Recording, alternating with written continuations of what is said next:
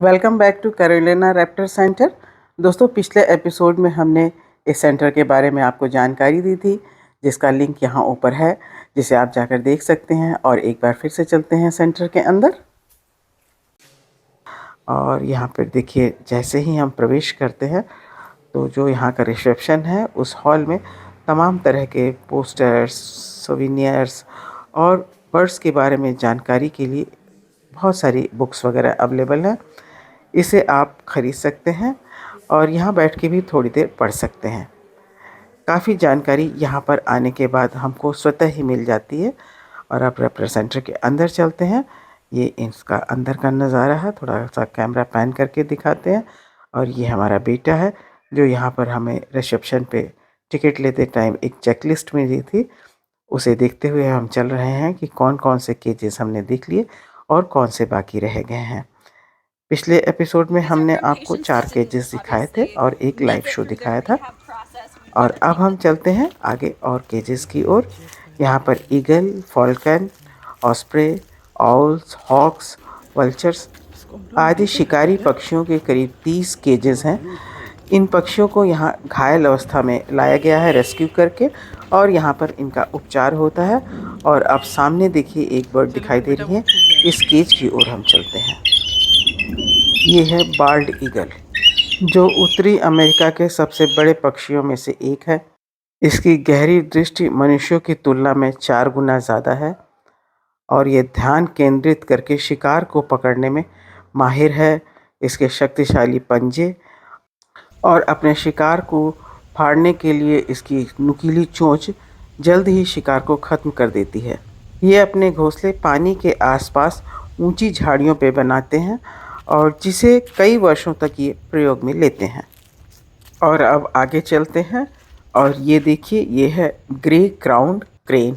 ये अपने साथी से बिछड़ने के बाद इंजर्ड अवस्था में यहाँ लाया गया। दक्षिणी और पूर्वी अफ्रीका में मिलने वाली बेलेरिका वंश के सारस की एक जाति है।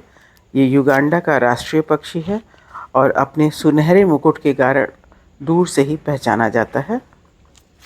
वेटलैंड और घास के मैदानों में पाया जाने वाला ये पक्षी घास के बीज, छोटे कीड़े मकोड़े और अन्य अकेशुरिकी जीवों को अपना भोजन बनाता है। क्रेन प्रजाति के अन्य पक्षियों की तरह ये भी एक ही बार अपना जोड़ा बनाते हैं। इनके जो घोंसले होते हैं वे घास के गीले मैदानों में ओथले स्थानों पर होते हैं। एक बार में ये 2 से 3 अंडे ही देती हैं। 30 डेज़ में इसमें बच्चे आ जाते हैं और ये पक्षी इंडेंजर स्पीसीज़ में शामिल है। ये कैरोलिना रैप्टर सेंटर एक लिविंग म्यूज़ियम है, जो शार्लेट के लाटा प्लांटेशन नेचर प्रिजर्व में स्थित है। और अब देखिए एक और केज की ओर आ गए हैं।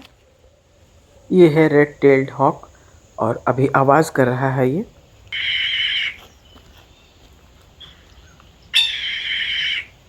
यह एक उत्कृष्ट शिकारी पक्षी है। हवा में ही अपने शिकार पर 240 किलोमीटर की रफ्तार से टूट पड़ता है। इसके शिकार में चूहे, छिपकली, सांप, खरगोश आदि शामिल हैं। अपने पंजों में शिकार को पकड़ के तुरंत ऊपर की ओर उड़ जाता है और कुछ ही देर में उसे नष्ट कर देता है।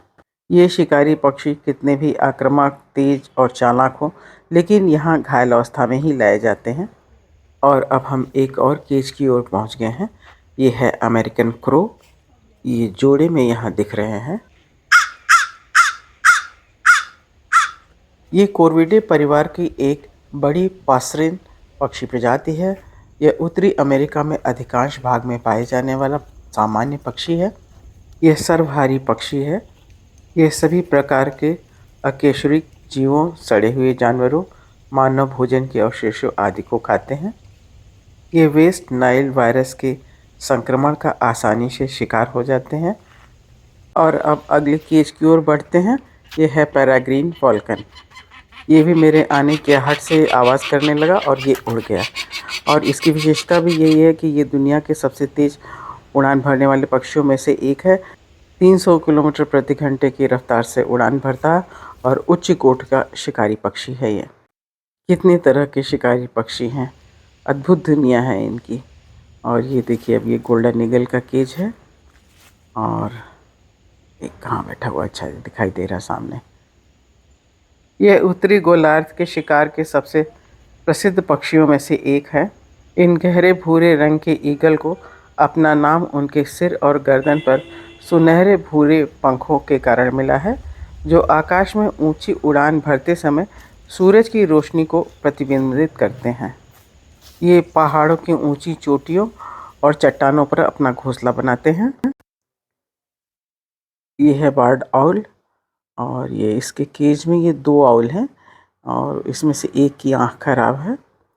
ये आउल घने जंगलों में और कभी-कभी वेटलैंड में भी देखे जाते हैं और ये छोटे सरीसृप जीवों को खाते हैं। अभयचर हैं ये इंडेंजर स्पीसीज की श्रेणी में आते हैं।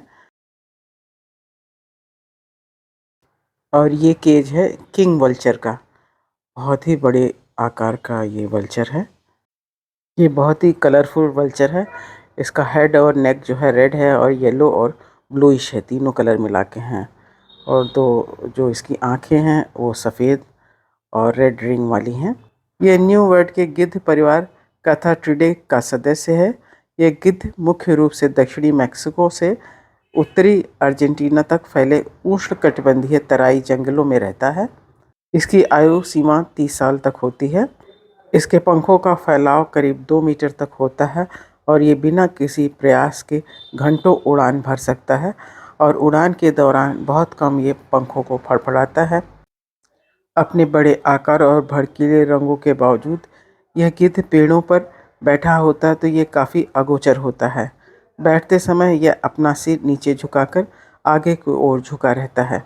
ये ज़्यादातर अकेले या छोटे परिवार में रहना पसंद करता है और मरे हुए मृत शरीर या शव को खाता है।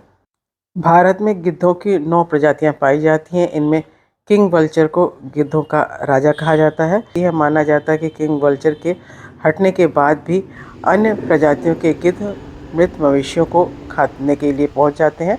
गौरतलब है कि संकटग्रस्त प्रजाति में शामिल गिद्ध इकोसिस्टम की महत्वपूर्ण कड़ी माने जाते हैं। ये मृत पशुओं को खाकर पर्यावरण को स्वच्छ रखते हैं। इससे कई प्रकार की महामारी से रक्षा होती है, लेकिन विभिन्न कारणों से हाल के सालों में गिद्धों की संख्या तेजी से कम होती जा रही है। यह है हुडेड वल्चर। यह गिद्ध एक विशिष्ट गिद्ध है जिसका सिर आमतौर पर गुलाबी सफ़ेद होता है, लेकिन उत्तेजित होने पर लाल हो जाता है। अपने नाम के अनुरूप हुड वाले गिद्धों के पंखों का एक छोटा सा टुकड़ा होता है जो उसकी गर्दन के पीछे से उसके सिर के मुकुट तक चलता है, जो हुड सा प्रतीत होता है। चलिए, अब कुछ ही हमारे बच गए हैं। मुझे यहाँ घूमने के लिए मिले 2 घंटे में काफ़ी मुश्किल हो रही है। काफ़ी भाग भाग के चीज़ें हम देख रहे हैं, क्योंकि इस 2 घंटे में हमें सारे केज को भी देखना है, उन्हें समझना, उनके बारे में जानना और उनकी फ़ोटोग्राफी करना। केज में क्योंकि नेट लगे हुए हैं तो ठीक से बर्ड्स को देख भी नहीं पा रहे हैं, काफ़ी प्रयास करना पड़ रहा है। लेकिन कुल मिलाकर हमारे लिए ये एक बहुत गोल्डन अपॉर्चुनिटी थी कि अमेरिका में हमें ये एक ऐसी जगह देखने के लिए मिली, और हमारी पूरी कोशिश है कि हम इसके बारे में ज़्यादा से ज़्यादा आप लोगों को भी बता सकें। इतने सारे शिकारी पक्षियों को एक साथ देखना और उनके बारे में जानना, मेरे लिए ये जगह किसी स्कूल से कम नहीं है। अगर आपको ये वीडियो पसंद आया हो तो प्लीज़ लाइक ज़रूर करिएगा। और अब हम ये वीडियो काफ़ी लंबा हो रहा है तो यहीं इस पर विराम देते हैं, और जल्दी हम आपके लिए कुछ और नई चीज़ें लेके आएंगे। तब तक के लिए नमस्कार, बाय बाय।